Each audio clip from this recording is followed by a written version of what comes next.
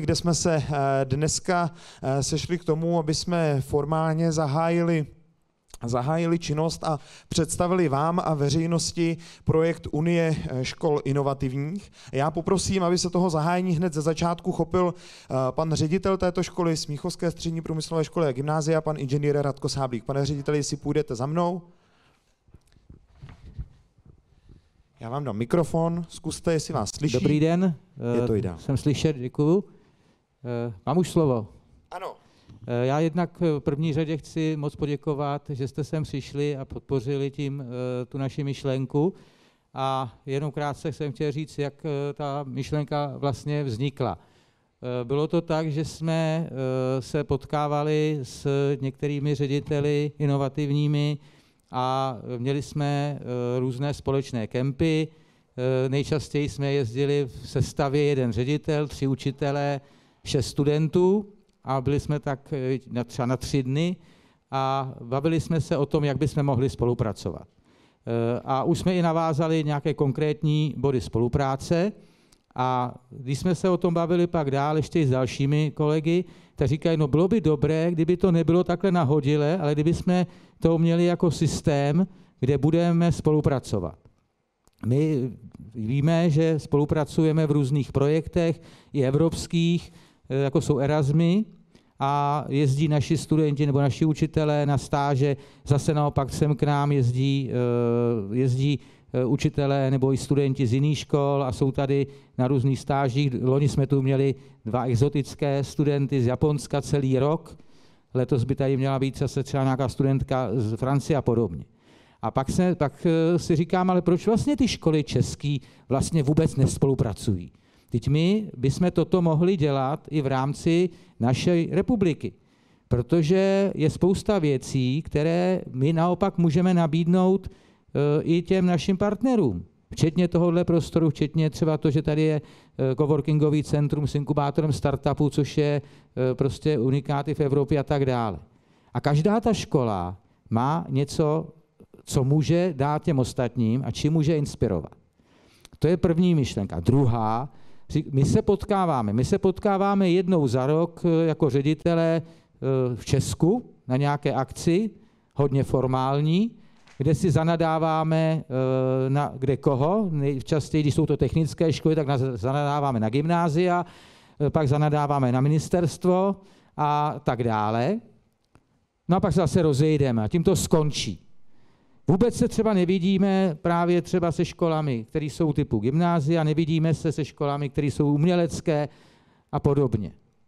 Tak proč to neotevřít, proč neudělat něco, kde budou ty lidé nikoliv, jakože tam všichni se jednou sjedou za rok, ale kdo tam bude chtít, tak tam přijede, bude to i v různých formátech, že tam nebudou sami ty ředitele, budou tam i učitelé, studenti a to je myšlenka té naší unie, proč chceme to udělat. A třetí věc, která je strašně důležitá, je, jak chceme vzdělávat. Protože já se zase nikomu nechci dotknout, ale jako bohužel dost často vzděláváme v tom lepším případě, jak jsme se bavili tady s paní Drábovou, pro 20. století, ne-li hůř, ale my potřebujeme vzdělávat pro 21. století. My potřebujeme aktivizovat učitele, my potřebujeme aktivizovat studenty, ale úplně v první řadě potřebujeme aktivizovat i ty ředitele, aby to na těch školách tuhle myšlenku razili, aby byli ochotní jít i do určitého třeba střetu, ať už je to s rodiči, s učiteli nebo se zřizovatelem, ale aby tu školu někam posouvali. Protože od nich to začíná. Ale strašně důležité je, aby ty lidi se dávali dohromady jako jedna komunita, protože to současné vzdělávání je strašně důležité, že se vytváří komunitně. To znamená, ten učitel už to není ten, kdo tam byl a vykládal ty pravdy, na to už máme jiný zdroje. Ale ten učitel je mentor, je to průvodce, někdo říká, je to člověk, který ty studenty nějakým způsobem motivuje. To je strašně důležité. A tato věc, ty vnitřní motivace těch učitelů, ředitelů, studentů, to má být to, co chceme udělat. A co je nejlepší, když něco děláte? No nejlepší je, když si uděláte příklad dobré praxe, jdete se podívat a vidíte, že něco někde funguje. Já tady uvedu konkrétní příklad, když jsme tady, paní ředitelka, za chvilku bude mít slovo, z Jihlavy, my jsme měli společný kemp a už máme domluveno, že naši studenti budou moct být v jejich ateliérech na jaře a budou tam mít stáž. Já je tam vyšlu a oni tam nějakou týden, 14 dní budou a budou spolupracovat ty, kteří budou chtít. A takhle to můžeme dělat i tady v České republice a zároveň tím ty lidi motivovat. A zapojení studentů do chodu těch škol považuji za strašně důležité. A pak je ještě přesah, který chceme do budoucna udělat, a to je, že zatím to máme jako braný jako střední školy, ale my to chceme otevřít, aby tady mohly se k nám připojit i ty základní školy, aby mohly sem přicházet, aby se to propojilo, a ideálně samozřejmě, aby se taky propojili s náma vysoké školy, protože je to stále odtržený. A my potřebujeme, já znovu říkám to slovo komunita, tvůrčí komunita, samoučící se komunita. A poslední věc, kterou ještě řeknu, možná si to mnozí neuvědomují, ale v současné době už to formální vzdělávání minimálně v některých oblastech není dominantní. Třeba tady v oblastech IT, kybernetické bezpečnosti a tak dále, ty studenti daleko více mají toho neformálního či hlavně informálního vzdělávání, než to formální. A to formální musí toto akceptovat a musí vytvořit ty podmínky. A tohle všechno bychom chtěli tady dělat společně, chtěli bychom to budovat a chtěli bychom spolupracovat se zřizovateli, s ministerstvem, se školami, s řediteli, se studenty a samozřejmě i určitou osvětu k rodičům, protože v mnoha případech se stává, a zvlášť teda na základních školách, že třeba ten pokrok brzdí i rodiče, kteří byli vzděláni v minulém století a myslí si, že to tak musí být i ty jejich děti. A nebo se jim chtějí mstít, aby to měli to samé, ale nevím. Takže tohle je ten náš cíl, který chceme udělat a chceme naslouchat, proto to i to uši, chceme spolupracovat, chceme se inspirovat a chceme být sami inspirováni. A věřte mi, že na každé škole najdeme něco, co můžou oni, jsou specifický a co můžou dát a nabídnout těm ostatním. Takže to je ten na úvod, když pak budou dotazy, tak to zodpovím. Děkuju. My děkujeme. Tak to byl jeden ze spoluzakladatelů projektu, pan inženýr Radko Sáblík, ale samozřejmě pakliže se jedná o Unii, tak v tom nemůže být Smíchovská průmyslovka sama, a tak v podstatě ty podněty vzešly napříč celou republikou a teď se posouváme do Jihlavy. Já bych velice rád přivítal na podiu paní ředitelku Střední umělecko-průmyslové školy v Jihlavě Hleníně, paní ředitelku magistru Silvii Čermákovou. Paní ředitelko, máte slovo. Děkuji za slovo, děkuji za uvítání, děkuji i za ten slide. Je to tak, že to nejsem já, ale má to charakterizovat naší školu a má to ukázat alespoň jako drobný zlomek z toho, co ta škola, nebo čím se zabývá. Mělo by z toho být vidět, že je to škola kreativní a to spojení, to propojování těch škol, které nespojuje právě jejich zaměření, ale spojuje je chuť vzdělávat způsobem, který je zaměřený především na profit pro studenty a na start pro jejich vlastní cestu, je vlastně jedním z hlavních bodů, proč tenhle projekt považuji za důležitý a proč ho považuji taky za potřebný pro všechny strany toho vzdělávacího procesu, aby bylo vidět, že škola není ten poskytovatel vzdělávání a student není ten příjemce vzdělávání, ale že by měli být partnery, že by měli být spolutvůrci toho vzdělávacího procesu i jeho obsahu. A jako jedno z největších poslání školy jako takové vidím dvě věci. Měla by umět hledat nové možnosti a vytvářet nové příležitosti právě pro ty studenty, kteří si v tom prostředí té školy mohou dovolit experimentovat, mohou dovolit hledat své vlastní kvality, své vlastní cesty. A jednu ještě důležitou věc. To, co z toho slajdu také je vidět, je odkaz k nějaké profesionalitě, k nějakému zvládnutí řemesla a k pocitu být v něčem dobrý a být na to hrdý. To je jedna z důležitých kompetencí nebo z důležitých vkladů do života jako takového, do profesního života každého ze studentů, kteří doufám s tímhle by měli odcházet ze středních škol dál. Ale není to už dávno jenom o tom. To propojování ve světě technologií, které nás v současné chvíli, jak jsme si už stačili říct, předběhly a my dobíháme ty technologie. Ve světě komunikace, která nás také už přesáhla a my se snažíme v ní vlastně zorientovat, nestačí jenom mít dobře zvládnuté své řemeslo, ale musí ho umět dobře, tak já to řeknu lapidárně, musí ho umět dobře prodat, musí umět navazovat kontakty, musí umět komunikovat, musí umět spolupracovat a musí se umět přizpůsobovat novým podmínkám, které se mění mnohem rychleji, než si dokázal kdo představit před nějakými 15-20 lety. A nikdo z nás nezažil svět, který přijde. A náš úkol je připravit takové lidi, kteří budou připraveni na to, aby si postavili ten svůj vlastní svět a ne rehabilitovali ten náš, protože ten už neexistuje. A tam vedou ty cesty, které já považuji za důležité ve vzdělávání jako takovém, proto jsou v naší škole nastavovány podmínky tak, aby studenti opravdu byli těmi partnery, aby participovali. A proto jsme se taky potkali se Smíchovskou, kde bylo možné zjistit, že na téhle půdě se dá postavit opravdu pevná konstrukce a přínosná. Takže věřím tomu, že na téhle konstrukci, ke které se k nám doufám přidají ještě další školy prostřednictvím svého vedení a svých studentů, takže na téhle konstrukci vystavíme takový vzdělávací model, který ukáže, že to není teorie, nebo že to není nohama vysoko nad zemí a že opravdu potřebujeme změnu ve všech vlastně rovinách uvažování o vzdělávacím systému.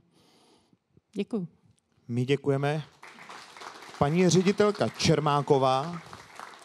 A teď se tady holograficky, ne, ve skutečnosti to budou pravděpodobně jenom Teamsy, objeví na dálku z Bruntálu pan ředitel Střední průmyslové školy a obchodní akademie, pan inženýr Meca, takže třetí mušketýr má slovo právě teď. Pane inženýre, jestli se slyšíme?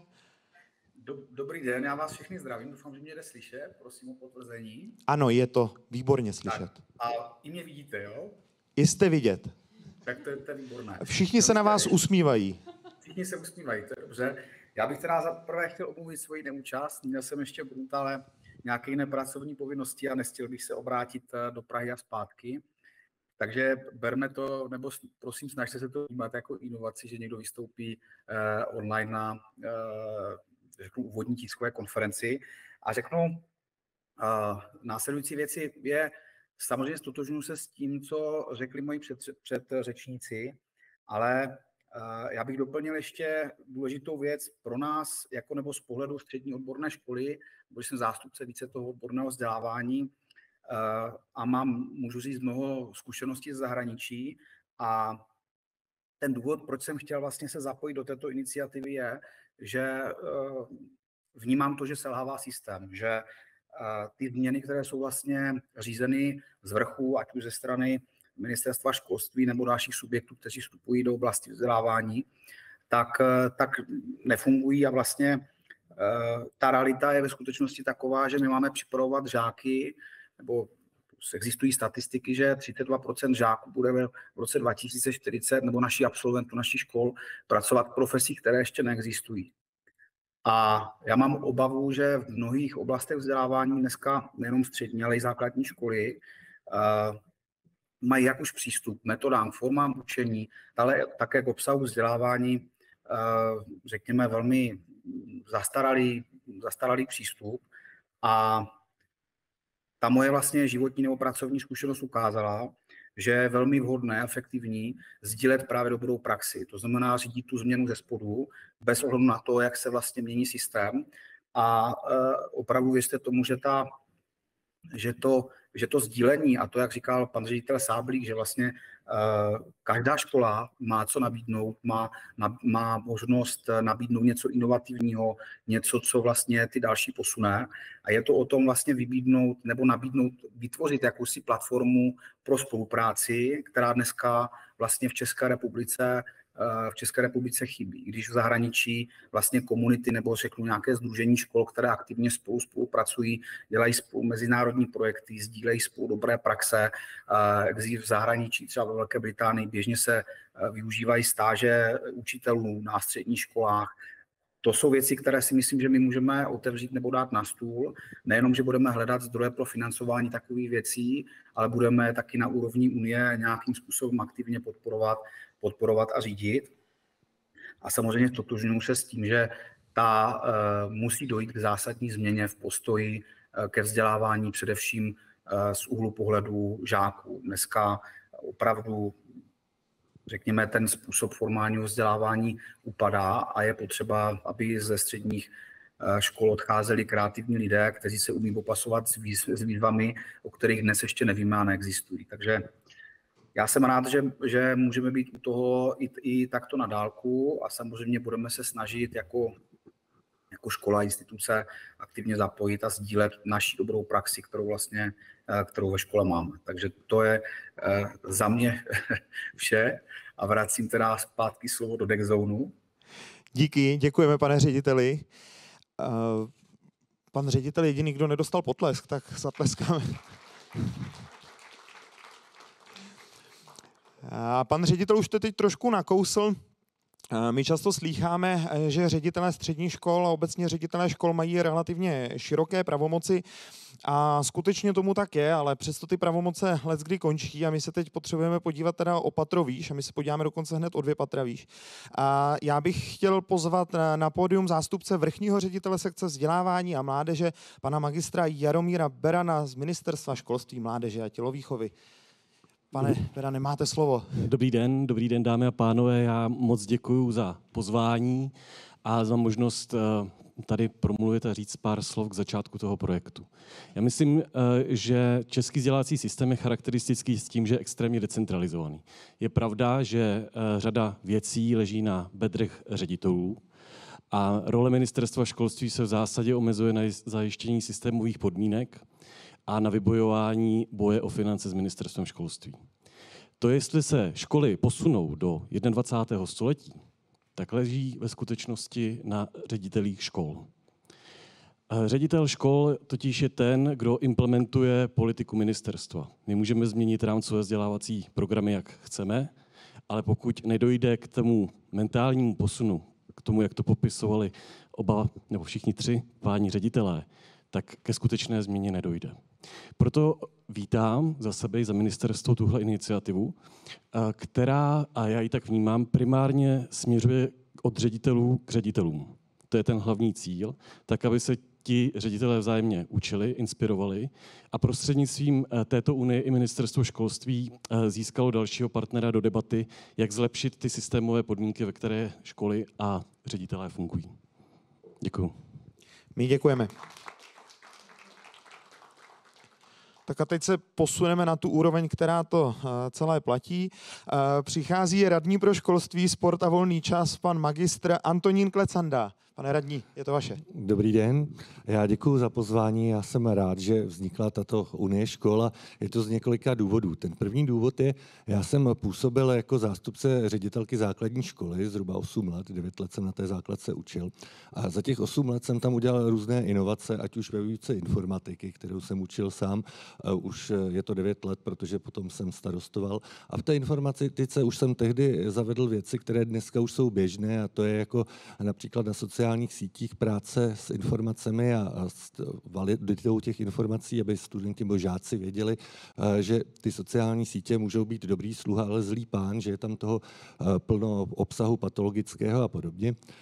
Potom jsem na té základní škole zavedl například vodácké kurzy, zavedl jsem tam spolupráci mezinárodní, kdy k nám jezdili učit učitelé v podstatě z celého světa a nejen z Evropy, ale i z Afriky a podobně. No a po těch 8 letech, co jsem potom v jiné městské části starostoval, tak jsem se tam byl podívat. Já jsem byl průběžně několikrát na té základce a postupně jsem viděl, jak ty projekty mizí.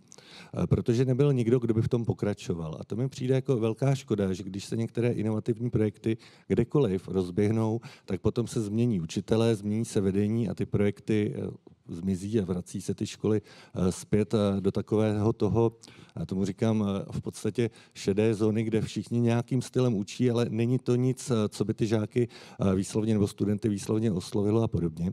A tak jsem rád, že vznikla tato unie těch škol. Doufám, že se tam postupně přidají i další školy napříč republikou. A když se stane to, že některý ředitel z těchto ředitelů odejde například na ministerstvo, aby to tam pozdvihl a podobně, tak že bude mít své následovníky, kteří tohle udrží. A v případě, že bychom tam my zvolili někoho, kdo bude chtít jít jiným směrem, tak tím, že ta škola bude v této unii, tak ona v podstatě bude s prominutím dokopána k tomu, aby držela ty pravidla a to, jak to bylo nastaveno těmi předchůdci.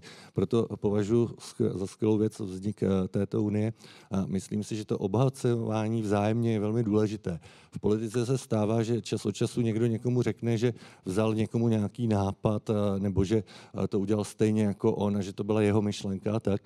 Mě párkrát někdo říkal, řekni, že tohle s tím si začal ty první a ne ty, co to dělají. A říkám, mně je to úplně jedno, když je to dobrá myšlenka a šíří se to dál, tak je to skvělé a je úplně jedno, kdo byl na začátku. Děkuji za pozornost. Děkujeme. Já si dovolím na pódiu pozvat úplně posledního řečníka, respektive řečnici, tentokrát ze sféry, pro kterou to tak trošku všichni tady páni a paní ředitelka dělají, ze sféry, která bude těžit nejvíce z toho, když budeme mít lepší vzdělávací systém. A velkou popularizátorku vědy, předsedkyni Státního úřadu pro jadernou bezpečnost, paní inženýrku Danu Drábovou.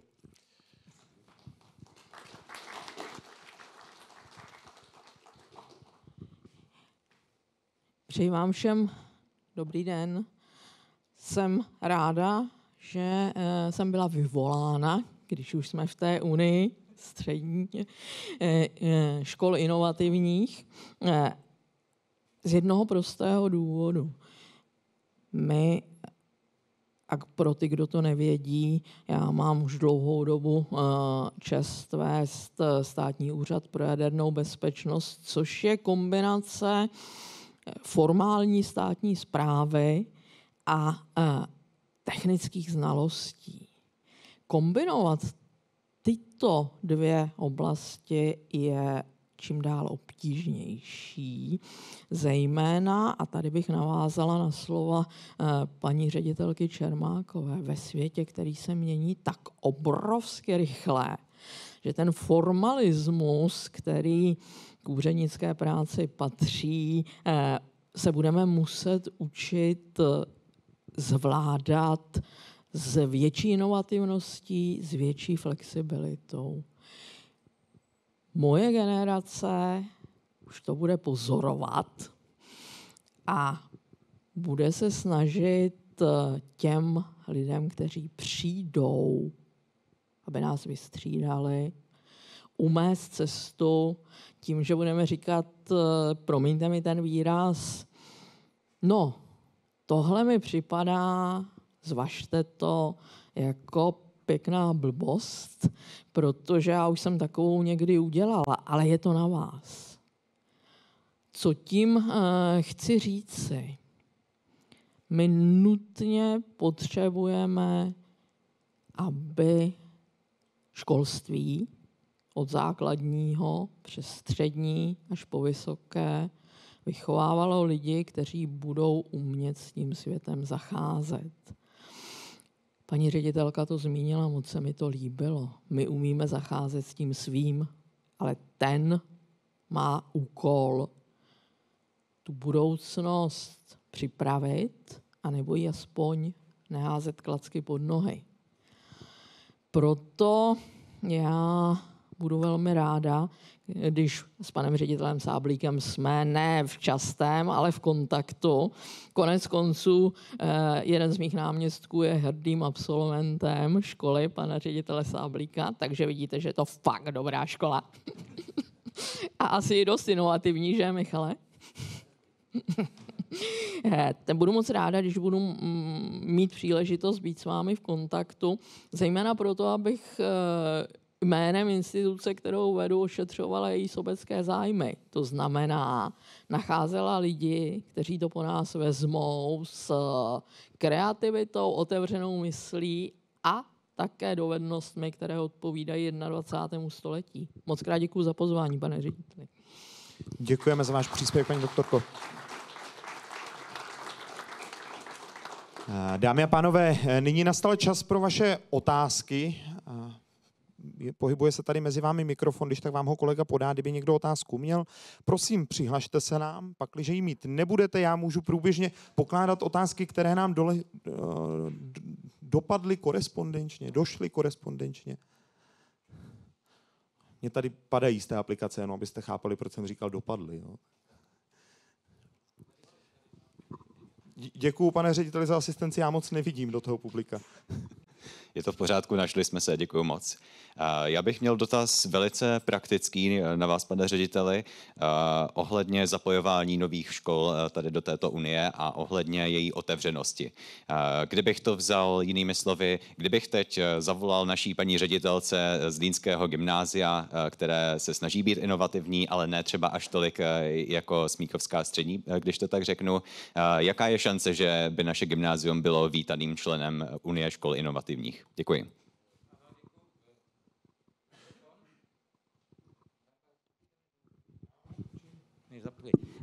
Já budu na to reagovat. No, samozřejmě budeme rádi, když se zapojí. Já jenom pro informaci všech tady sedí ředitelé škol z Plzně, z Vrchlabí, z Jičína, 2 školy z Brna, kromě paní ředitelky z Jihlavy a pana ředitele z Bruntálu. Takže jak vidíte, to není o tom, že bychom to byli jenom my 3. Už teď jsou tady další ředitelé, kteří se chtějí zapojit.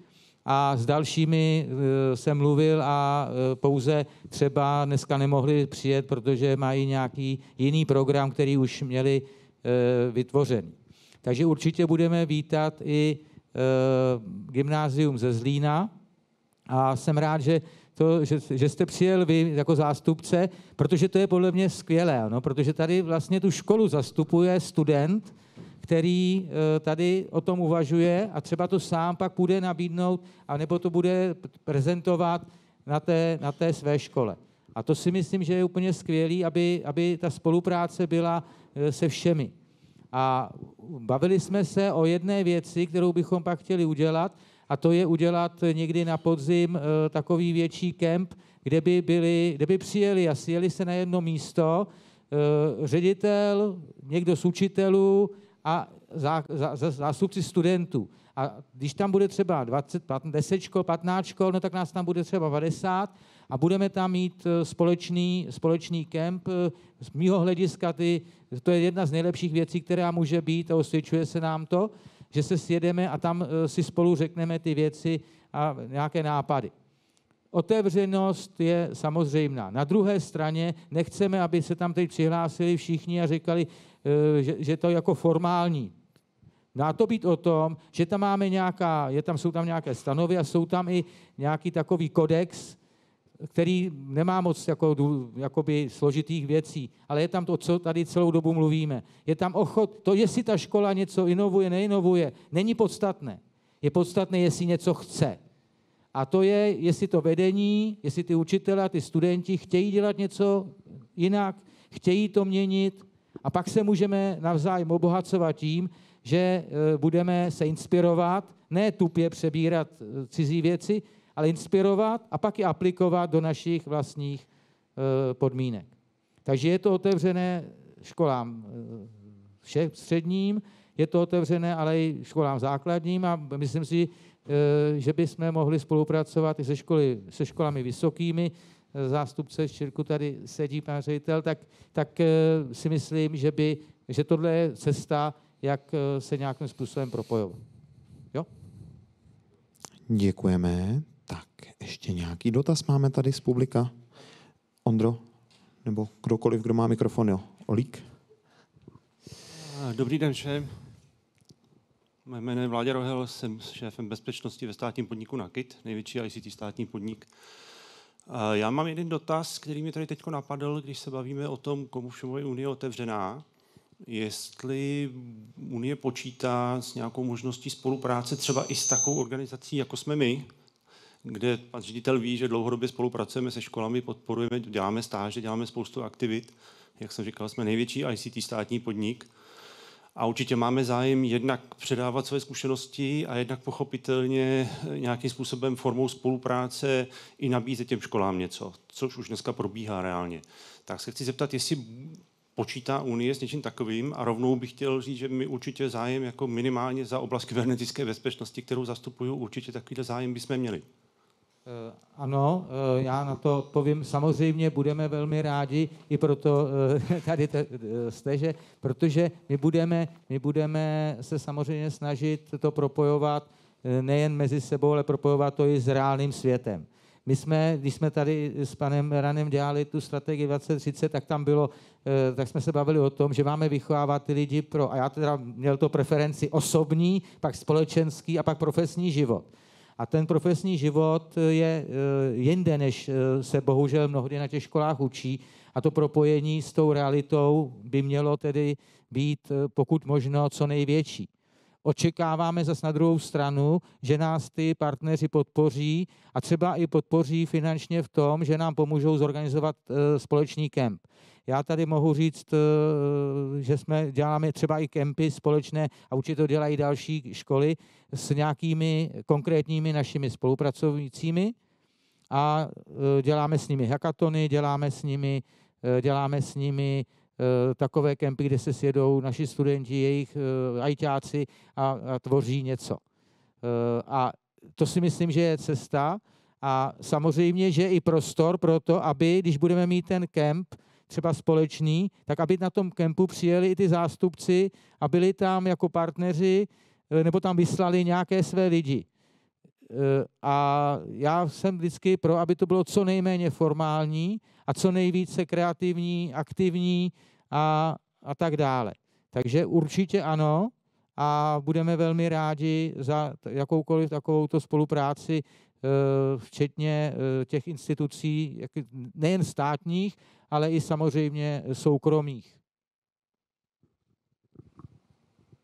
Děkujem. Tak máme ještě nějaký dotaz tady v publiku? Tak pak, když nemáme, já tady jsem vybral některé, které došly. Je tady otázka, která je v úvodu teda určená buď to panu Beranovi nebo panu Klecandovi, tak jestli buď to pan zástupce vrchního ředitele nebo pan radní si vyberou. A sice, jak může zřizovatel, respektive ministerstvo, je tu napsáno, koordinovat změny ve vzdělávacím systému, jak může napomoct Unii škol inovativních, respektive, co byste jeho zakladatelům poradili. A ještě je tady dodatek, nedává smysl, to je, předpokládám na pana radního, koordinovat změny ve vzdělávacím systému i na úrovni zřizovatelů? Takže předpokládám, že tazatel se ptá na Unii radních inovativních. Dost otázek nejednou. No, ona to byla dlouhá, proto jsem ji vybral. Děkuju. My jsme v létě se tady sešli například s radní pro školství ze Zlínského kraje, když byl tady zmiňovaný Zlín, a bavili jsme se o tom. Je to i to, jak my nastavíme, kam směřuje ten dlouhodobý záměr toho vzdělávání, jaké chceme nové školy, jaké chceme ty školy, kam aby směřovaly. Takže určitě je to úkol i na nás. My se ty školy snažíme k tomu motivovat. Snažíme se propojit i s tím pracovním trhem, jak tady bylo řečeno. Tak já jsem například minulý týden měl jednání s Pražskou plynárenskou, která má prostory, která chce také se školami spolupracovat. A příští týden, když mám jednání se všemi řediteli pražských středních škol, tak tam budu přednášet nebo ukazovat nejen tu Pražskou plynárenskou, ale i například Pražské planetárium, které se chce spolupracovat s těmi středními školami, dělat tam různé projekty z hlediska astronomie a podobně. Takže takových prvků, které se dají vnést do toho školství, je poměrně hodně. A jak bylo tady dříve i řečeno, tak ono hodně záleží na těch ředitelích. Takže my, když vybíráme nové ředitele, tak není to, že bychom dělali pravidelně každých 6 let konkurs, protože bychom i o některé mohli přijít, že by si připadali, že si jich dostatečně nevážíme. Ale děláme sezení s těmi řediteli, bavíme se, co chtějí do toho dalšího období, a když tam jsou nějaké nálezy, třeba České školní inspekce, nebo ten ředitel nechce pokračovat, nebo vyhodnotíme, že ta škola prostě nejen stagnuje, ale jde k horšímu, tak potom je to výběrové, nebo bude to výběrové řízení na ty nové ředitele a při tom konkurzu už právě koukáme, kam ti ředitele chtějí tu školu a to vzdělávání směřovat. Protože myslím si, že bohužel ve všech krajích máme školy perfektní a máme i školy, které jsou horší, které bychom si představovali, že fungují trochu jinak. Určitě ta role zřizovatele je v tom poměrně velká, nicméně jí musí pomoct i to ministerstvo a když například teďka děláme nějaké dlouhodobé záměry, tak tam nemůže být, že když chceme zřídit nějakou novou školu, takže bychom museli nějaká místa zase někde ubrat. Pak, když chceme navýšit tu kapacitu a zvýšit i tu kvalitu vzdělávání, která samozřejmě je i v tom počtu žáků, těch studentů. A když budeme všechny ty třídy tlačit na těch 30 až 34, tak to nejsou ideální počty pro to učení ve skupině a podobně.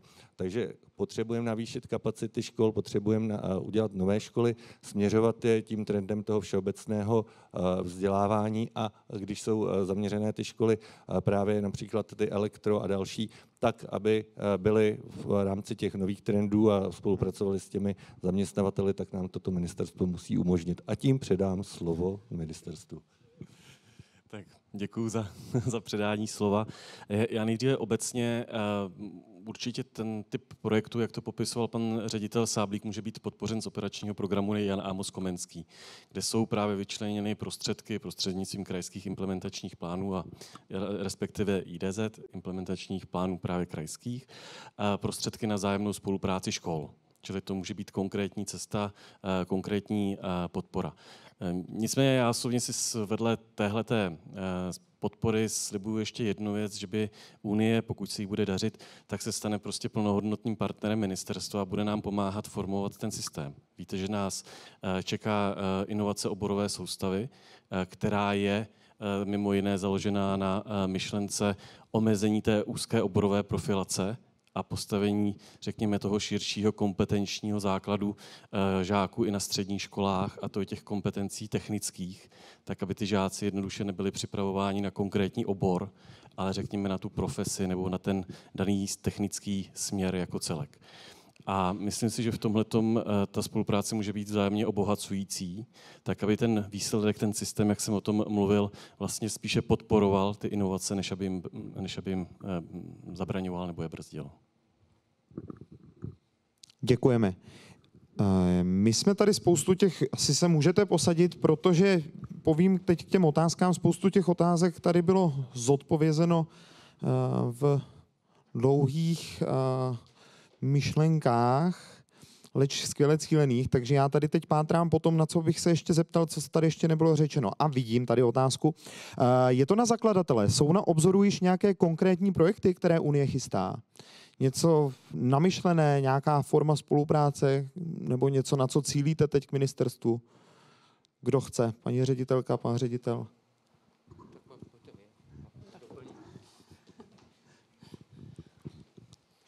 Tak vzhledem k tomu, že Unie je teďka na svém prahu a vlastně je i na prahu toho přijímání těch dalších, nečekáme, že to budeme pořád dělat jenom ve třech, tak ty první kroky určitě by měly být ty, ve kterých bude možné se potkat s dalšími školami, s dalšími řediteli, zapojit do toho právě i studenty z různých škol a vytvořit si představu o tom, jaké konkrétní věci bychom mohli vymyslet společně právě jako program Unie jako takové v tom širším horizontu. Ale můžu říct to, co vím, že už v tuhle chvíli máme naplánované mezi Helenínskou, uměleckou průmyslovou a Smíchovskou. Víme, že náš program vlastně vychází už z toho loňského a je to vlastně základ toho, proč ta Unie vůbec vznikla. Na základě nějaké jakoby profesní výměny pan ředitel už avizoval, že jsme si nastavili takovou jakoby nabídku stáží pro místní studenty u nás na kreativních ateliérech, protože to 6 různých ateliérů, takže můžou získat 6 různorodých vhledů a zkušeností. A zároveň víme, že znovu zopakujeme takzvaný kreativní kemp, na kterém v tom formátu vedení školy a studentská parta a zástupci učitelů, vždycky vznikají vlastně základy pro projekty, které se řeší v tom dalším čase v horizontu 1-2 let třeba. A to zase nejde předjímat, jaké přesně to budou, protože je to vlastně výstup toho kempu a je to tak, že si nastavují parametry těch projektů studenti sami. Tak ten se odehraje, myslím, že v únoru nebo v březnu a budou probíhat mediální kempy, takže jeden z nich je naplánovaný teďka vlastně za 14 dní už rovnou. Jenom vlastně bych to chtěla jako podpořit a upřesnit. To, co se očekává od té unie, je opravdu práce. Jako chuť pracovat, otevřená mysl deklarovaná je jedna věc, ale druhá věc je opravdu najít ten čas, najít ty personální kapacity v řádách učitelů a najít motivované studenty nebo jim dát tu příležitost. A skutečně se pracuje na reálných věcech. Není to deklarativní, není to imaginární. Je to tak, že opravdu je to vždycky velmi konkrétní potom ten výstup. A ta chuť do toho je vlastně ten základ. Takže to se asi ukáže. Ale nevím, jestli máte ještě něco, co byste mohl dodat. Já bych vám taková vyčerpávající. Já dodám 2 věci. První, často se stává, že je to o nich bez nich. To znamená, že my jako dospělí vymyslíme skvělé projekty pro naše studenty, akorát se jich zapomene zeptat, jestli o to stojí. A pak jsme strašně zklamaný, že to nechtějí dělat. A nebo je to úplně mimo mísu. Takže my jdeme tou cestou a děláme to tady a děláme to i na těch, že se sjedeme a tam řešíme. Já jsem mluvil o tom úvodním nějakém kempu, který by ještě měl proběhnout do konce tohoto kalendářního roku, kde oslovíme ty školy a řekneme, hejte se, najdeme nějaké místo, třeba v listopadu a sjedeme se tam, z každé školy jde ředitel, učitel a studenti, nebo dohromady třeba 5 lidí a dejme tomu, bude tam 5 škol, 10 škol, a tam si řekneme, co je teď pro naše školy, které tam chtějí jít, společné a na čem můžeme spolupracovat. Pak je tam ta druhá, to znamená, že teď jsme tady Ředka popsala to, co už jsme za ten krátký čas vymysleli jenom tady spolu. V rámci mediální výchovy, tady studio a tak dále, pomáhá zase obráceně ta umělecká tvorba. A druhou věc, kterou chci říct, to, co tady bylo řečeno i od pánu radního, od pana zástupce ministerstva Berana, a vlastně to říkáte i vy a paní Drábová, je tady o tom, že my ty lidé by měli mít takové všeobecné kompetence a všeobecný přehled. A protože neví přesně, co budou dělat za 10 let a že možná budou sice potřebovat tu profesor, taky budou potřebovat umět něco trošku řídit a budou potřebovat mít mediální nějaký, aby představu a kritické myšlení, aby věděli, jestli ta inteligence uměla jim něco nenakecela špatně. A v tuhle chvíli je právě ta možnost získávat ty zkušenosti z těch různých oblastí. A proč moc nefunguje, já nechci od programátorů, ale když vezmu 4 programátory a udělám z toho tým, tak to většinou jako moc tým nefunguje. Ale když já vezmu k tomu a přidám další lidi, kteří jsou jiného směru, tak to daleko víc funguje. Ten náš zkušenost tady od nás ze školy, kdy tady mám ajťáky, mám tady hackery a mám tady gimpláky, a když oni se dávají dohromady, tvoří společný týmy, tak je to daleko lepší ten tým, protože každý řeší tu svou silnou stránku. A ještě jedna s tím spojená věc, že my chceme vzděláváme, a to tady bylo řečeno taky k tomu všeobecnějšímu vzdělání. My prostě, oni se přihlásí na nějakou školu v 15 letech, my ho dáme tady a ty budeš elektrikář a teď do tebe budeme hustit 4 roky věci z té elektriky, bez ohledu, jestli jsi sem chtěl nebo nechtěl, jestli si po 2 letech zjistil, že vlastně na to vůbec nemáš talent, že si to chtěl dělat jenom protože to dělá tatínek. A teď po 4 letech tě vypustíme. Ty si otřeš čelo a už to v životě neuvidíš. Kolik lidí jde úplně na jinou profesi? Protože, ale my je donutíme, že ještě jim to znechutíme a řekneme, že tohle musíte umět. To není cesta. Je cesta, abychom dali nějaký všeobecný základy a potom třeba ve 3. a 4. ročníku, aby ty lidé dělali něco, co je baví. Sem se přihlásí na IT ale ve 3. ročníku de facto třeba pak dělá manažera nebo dělá mediální věci, protože zjistí, že tam má talent. A naopak třeba ten gimplák, který tady byl ve 3. ročníku, si zvolí maturitní předmět a programuje, protože v sobě objevil ten talent a nemusí přecházet z jedné školy do druhé, ale může se rozvíjet v té své silné stránce. Takže proto bychom měli ty věci udělat nějakým způsobem, že budeme umožňovat větší prostor pro těm studentům v té kreativitě. A to je právě ten cíl, když budeme ty školy mít různé, tak se můžeme navzájem inspirovat, můžeme navzájem vyměňovat si ty studenty.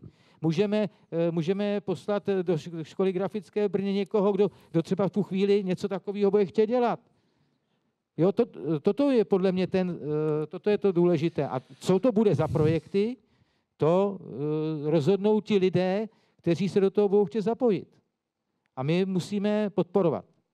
Já vždycky říkám, co je hlavní poslání ředitele z mého pohledu, a to je, aby vytvořil na škole takové prostředí, že se můžou učitelé a studenti sebe realizovat. A to chceme dělat tady společně. Ale my jako ředitele se chceme sebe realizovat. Že? Já k tomu jenom chci dodat, že se mnou přijeli taky naši studenti, takže kdyby měl někdo nějaký dotaz na ně a na to, jak se v tom prostředí cítí a jaká je jejich zkušenost s tím přístupem, který se snažíme nastavovat u nás, tak je to možné.